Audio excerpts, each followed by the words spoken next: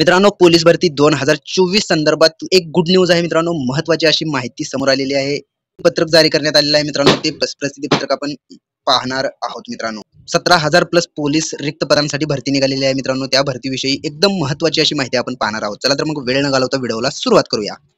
मित्रांनो, वर्तमानपत्र प्रसिद्ध करावं याचा नमुना तुम्ही इथे पोलीस भरती 2022-23 इथे पाहू शकता. 2022-23 मध्ये मित्रांनो भरती झालेली नव्हती, त्यामुळे इथे 2022-23 दिलेलं आहे आणि तीच भरती मित्रांनो 2024 मध्ये होणार आहे. त्यामुळे तुम्ही इथे पाहू शकताय संपूर्ण डिटेल दिलेली आहे मित्रांनो. एक वेळ डिटेल तुम्ही इथे पाहून घ्या आणि इथे तुम्ही पाहू शकताय रिक्त पदे भरण्यासाठी आवेदन संगणकीय प्रणालीद्वारे दिनांक 5/3/2024 ते 31/3/2024 या कालावधीत स्वीकारण्यात येतील. याबाबतची सविस्तर माहिती तुम्हाला पोलीस रिक्रुटमेंट 2024.mahaait.org आणि इथे तुम्ही पाहू शकता या संकेतस्थळावर तुम्हाला माहिती भेटून जाणार आहे. ऑनलाईन फॉर्म सुद्धा तुम्ही 5 तारखेपासून 31 मार्च 2024 पर्यंत हा फॉर्म भरणार आहात मित्रांनो. तर इथे तुम्ही पाहू शकताय सर्वात महत्त्वाची माहिती मित्रांनो, तुम्ही एक वेळेस पाहून घ्या.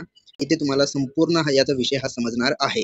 तर तुम्ही इथे पाहू शकता मित्रांनो, उमेदवार पोलीस आयुक्त, पोलीस अधीक्षक यांच्या आस्थापनेवरील पोलीस शिपाई पदासाठी या पदासाठी ऑनलाईन आवेदन अर्ज सादर करता येईल. ऑनलाईन पद्धतीने आवेदन अर्ज सादर करण्याची सुविधा पोलीस रिक्रुटमेंट 2024.mahaait.org या संकेतस्थळावर उपलब्ध राहणार आहे मित्रांनो. उमेदवार एका पदाकरिता संपूर्ण महाराष्ट्र राज्यात फक्त एका घटकात अर्ज करू शकणार आहे.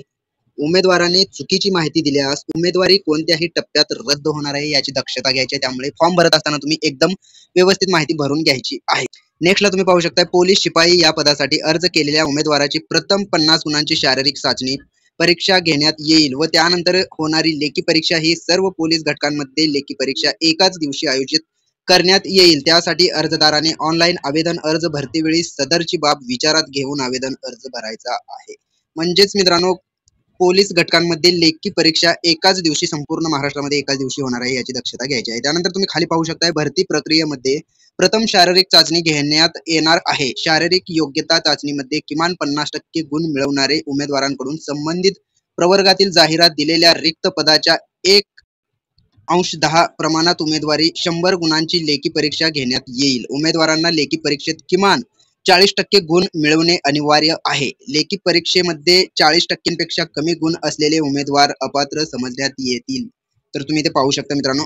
नेक्स्टला तुम्ही पाहू शकता सर्व पोलीस घटकांमध्ये लेखी परीक्षा एकाच दिवशी आयोजित करण्यात येईल. त्यासाठी अर्जदाराने ऑनलाईन आवेदन अर्ज भरतेवेळी सदरची बाब विचारात घेऊन आवेदन अर्ज भरायचा आहे मित्रांनो. त्यानंतर खाली पाहू शकता शारीरिक चाचणी व लेखी चाचणी यामध्ये नमूद केलेल्या 2 निष्कांच्या निकालाच्या आधारे उमेदवारांमधून एक गुणवत्ता यादी तयार केली जाईल. तात्पुरत्या निवड सूचीमध्ये समावेश झालेल्या उमेदवारांपैकी मूळ कागदपत्रे पडताळणी करण्यात येतील. कागदपत्र पडताळणीत पात्र ठरलेल्या उमेदवारांचा निवड सूचीमध्ये समावेश केला जाईल. निवड सूचीमधील उमेदवारांची निवड तात्पुरती प्रिव्हिजनल सिलेक्शन असेल. शारीरिक चाचणी व लेखी चाचणी यामध्ये मिळालेल्या गुणांचे एकत्रीकरण केल्यानंतर गृह विभाग शासन निर्णय दिनांक 10/12/2020 नुसार अंतिम गुणवत्ता यादी तयार करण्यात येईल असं सांगण्यात आलेलं आहे.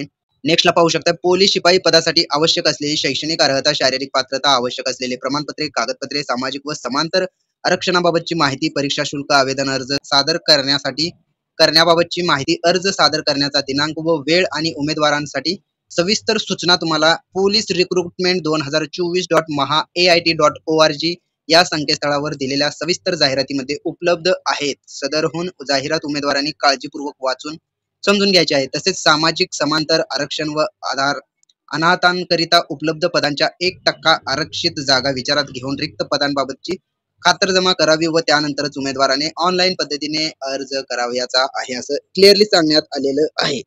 तर अजून खाली तुम्ही पाहू शकताय भरती प्रक्रियेदरम्यान शारीरिक चाचणी व लेखी चाचणीमध्ये निश्चित केलेल्या दिनांकास उमेदवार गैरहजर राहिल्यास त्यास भरती प्रक्रियेतून बाद ठरवण्यात येणार आहे. कार्यालयाने एकदा निश्चित केलेल्या दिनांकामध्ये कोणत्याही परिस्थितीत बदल करण्यात येणार नाही याची नोंद घ्यायची आहे.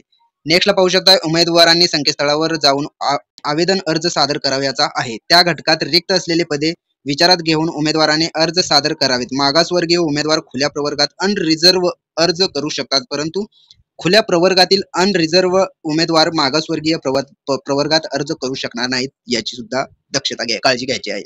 तर यानंतर तुम्ही पाहू शकता पदोन्नतीवरील आरक्षणासंदर्भात शासनाने माननीय सर्वोच्च न्यायालयात दाखल केलेल्या विशेष अनुज्ञा याचिका क्रमांक 28,306/20/2017 बाबत होणाऱ्या अंतिम निर्णयाच्या आदेशाच्या अधीन राहून माननीय उच्च न्यायालय मुंबई यांनी जनहित याचिका क्रमांक 175/2018 व इतर संलग्न याचिकांमध्ये दिनांक 27/6/2019 रोजी दिलेल्या निर्णयाविरुद्ध माननीय सर्वोच्च न्यायालयात दाखल झाले याचिकेबाबत होणाऱ्या अंतिम निर्णयाच्या अधीन राहून रिक्त पदांची गणना केलेली आहे. त्यामुळे जाहिरातींमध्ये नमूद केलेल्या रिक्त पदांच्या संख्येमध्ये बदल होऊ शकतो व त्याविषयी माहिती वेळोवेळी संकेतस्थळावर प्रसिद्ध करण्यात येईल. त्यानुसार नियुक्ती अधिकाऱ्यांची यांना पदे भरण्याचा अधिकार आहे. मित्रांनो, ही एक महत्त्वाची अशी माहिती आपण पोलीस भरती संदर्भात पाहिलेली आहे. मित्रांनो, पोलीस भरतीचा ऑनलाईन फॉर्म चालू झाल्याच्या नंतर मित्रांनो तो फॉर्म कसा फिल करायचा हे आपल्या चॅनलवरती अपलोड केले जाणार आहे.